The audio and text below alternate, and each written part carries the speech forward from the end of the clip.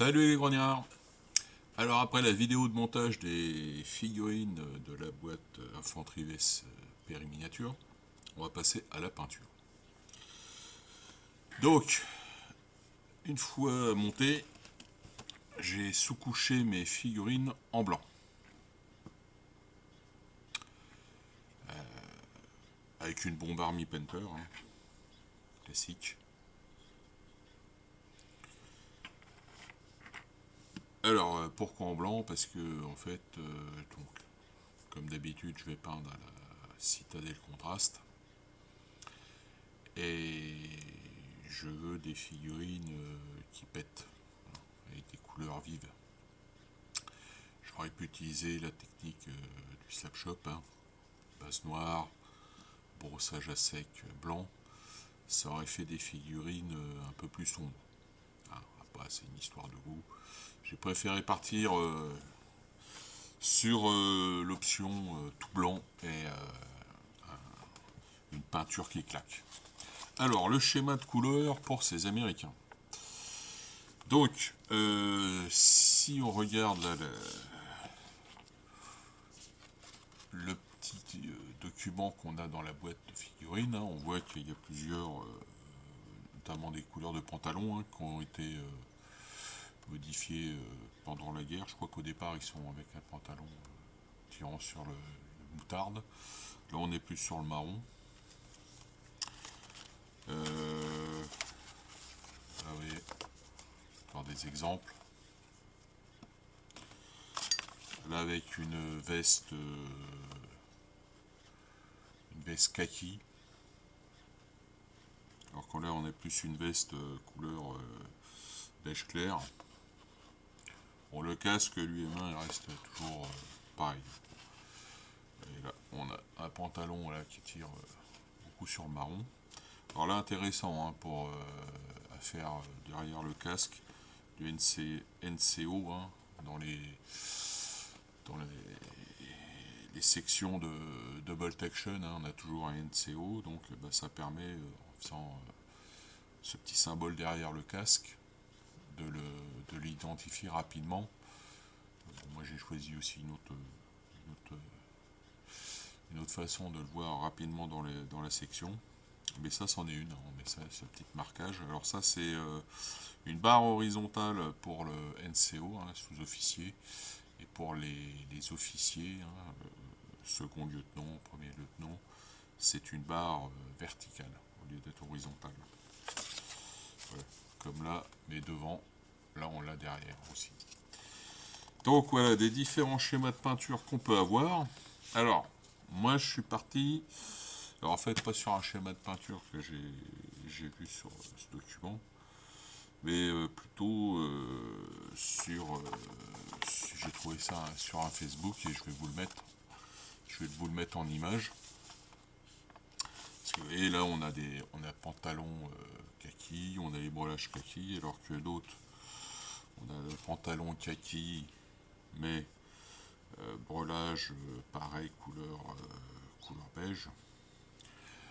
Les brodequins par contre toujours marron, hein, ça c'est standard, ainsi que les guêtres. Hein, les guêtres c'est toujours la même couleur, on peut le voir.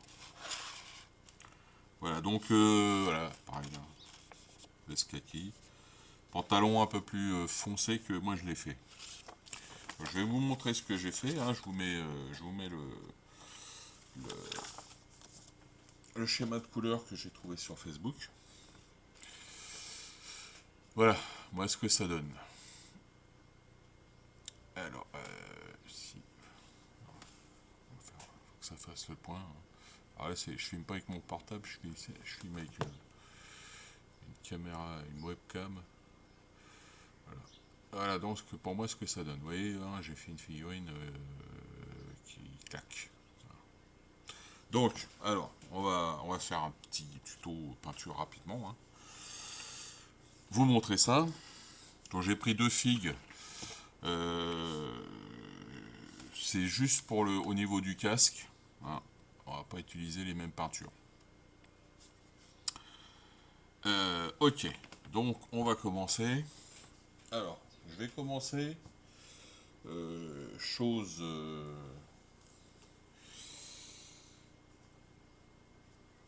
chose inhabituelle pour moi, je vais commencer en fait par faire le visage et les mains. Donc pour ça, je prends le reflet de la lumière, voilà, contraste Guilliman flèche. Donc avec ça, visage et mains. Alors c'est vrai que c'est un truc, c'est une étape d'habitude quand je peins du 1,72 que je fais en dernier. Et ben là non. Là je vais faire en premier.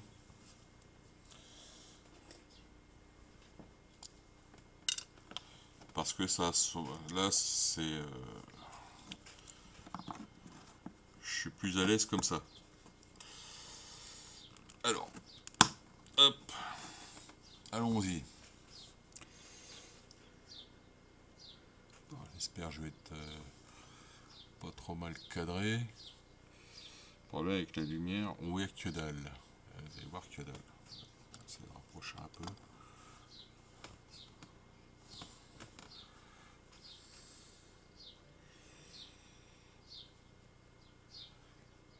Ça va être un peu mieux. Alors là, évidemment, si je déborde, c'est pas bien grave. Vu que après, je vais passer des couleurs plus sombres.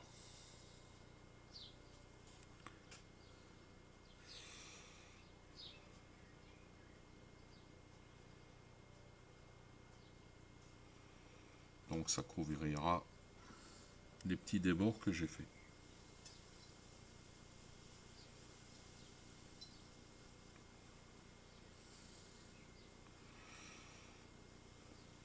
Les paluches.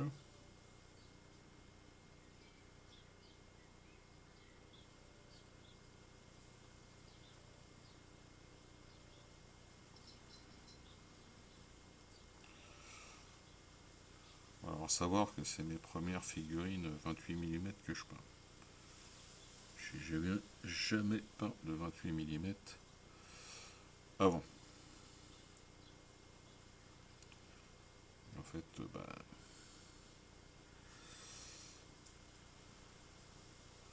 à la contraste, ça va tout seul. C'est clair.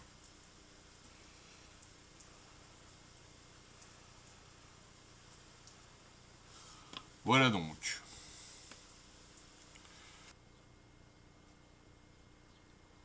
Voilà. Bon. La misère. Alors maintenant, on va passer.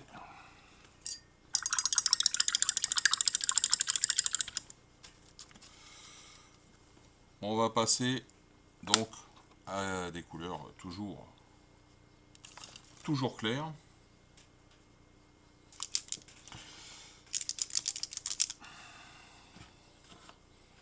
Alors maintenant on va prendre le Skeleton Horde. Ok, Skeleton Horde, on va faire. On va faire son sac. On va faire tous les brelages.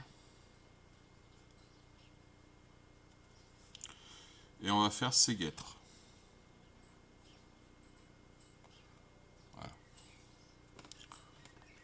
C'est parti. Alors là, pareil, si je déborde, il n'y a pas mort d'homme. Pour l'instant.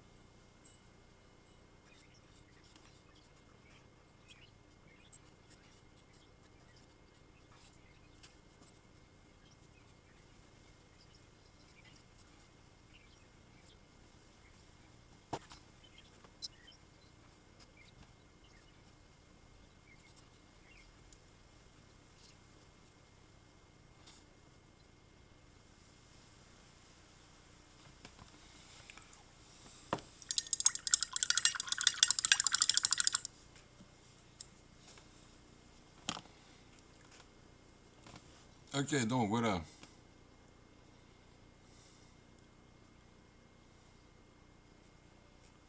Pour le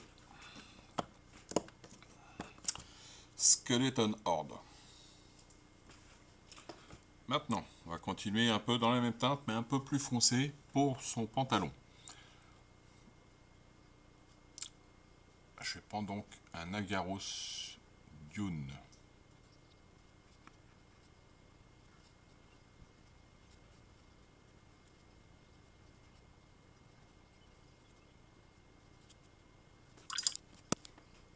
Oh, voilà.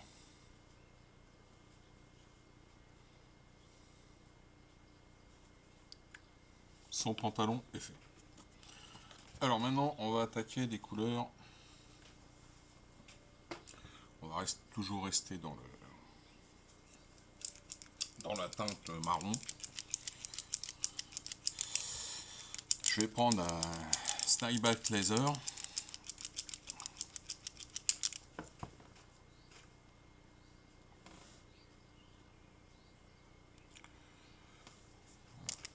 Avec lequel je vais faire ces brodequins.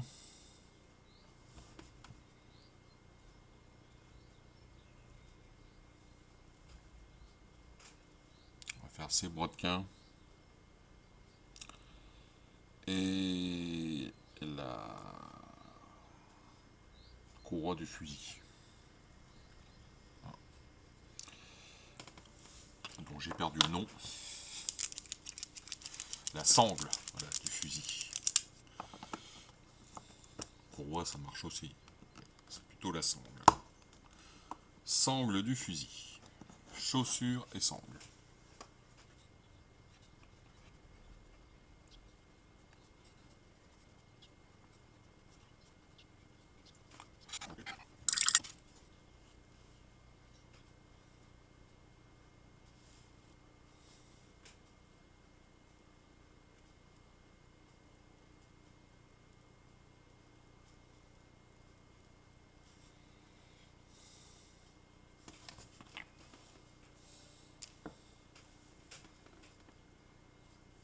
Alors, la veste, maintenant.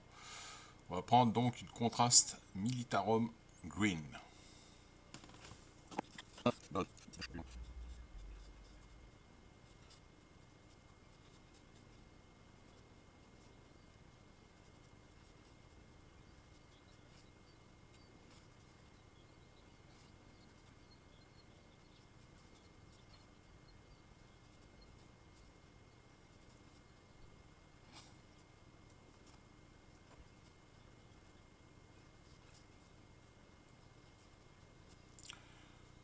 Voilà.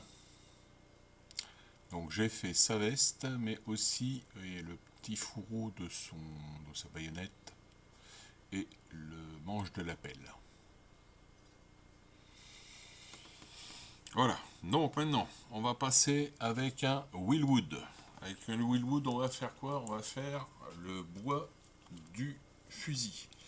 Alors, dans le schéma de peinture, le gars avait utilisé un Seaboard Brown. Sigor Brown.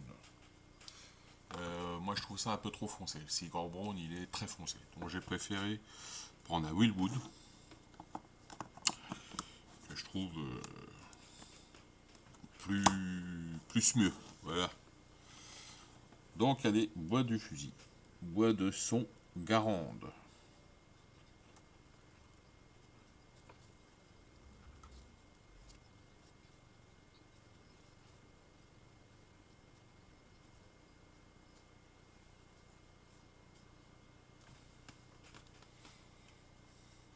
Voilà donc pour le Willwood. Alors, et on est presque au bout.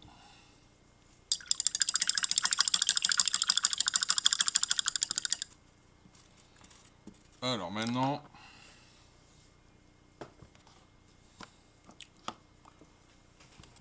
je vais utiliser donc un Basilicalum Grey.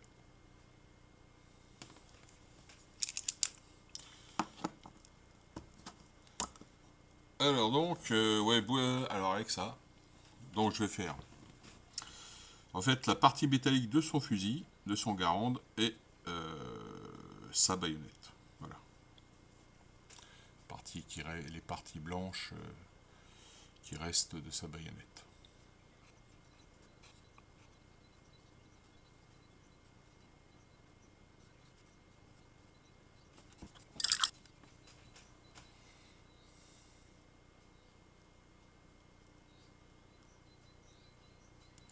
Voilà donc pour le Basilica Longue pour fusil et sa baïonnette. Alors maintenant il reste le casque. Alors le casque par contre je ne vais pas utiliser de la contraste. Parce qu'il s'avérerait qu'il est difficile de faire le casque alors sans le filet de camouflage, hein, comme c'est là, à la contraste. Il paraît que ça donne pas terrible. D'ailleurs lui sur son schéma de couleur, vous avez vu, il n'utilise pas de contraste. Et ça a été confirmé par Benoît de la chaîne Wargame Miniature Studio, qui en a parlé aussi. Donc, alors, je prends une peinture Green Stuff World. Hein. Alors, je vais essayer de vous lire ça. Un Oliver Grove Green. Voilà, Oliver Grove Green. Ça va être pour la couleur principale du casque et pour la... Je vais enchaîner direct hein, pour les lanières, les lanières, les jugulaires du casque. Je prendrai un camouflage green aussi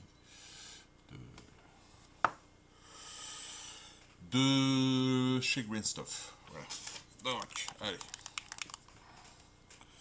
Alors ça c'est une peinture en fait faite pour l'aéro, donc elle est très liquide.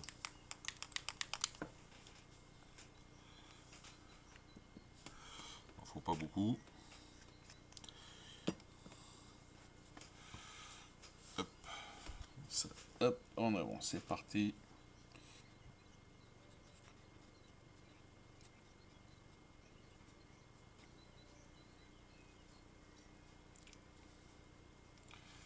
Voilà. Donc je ferai, bon les jugulaires je vous les fais pas, je les ferai à part, hein, en dehors de champ de caméra. Donc ça c'est pour le casque sans le filet de camouflage. Par contre le casque avec filet de camouflage, comme celui-là. Gris de camo.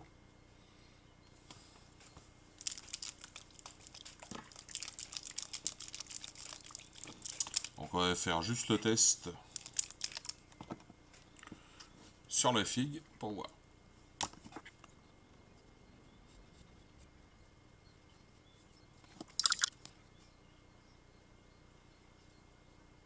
Alors voilà ce que ça donne.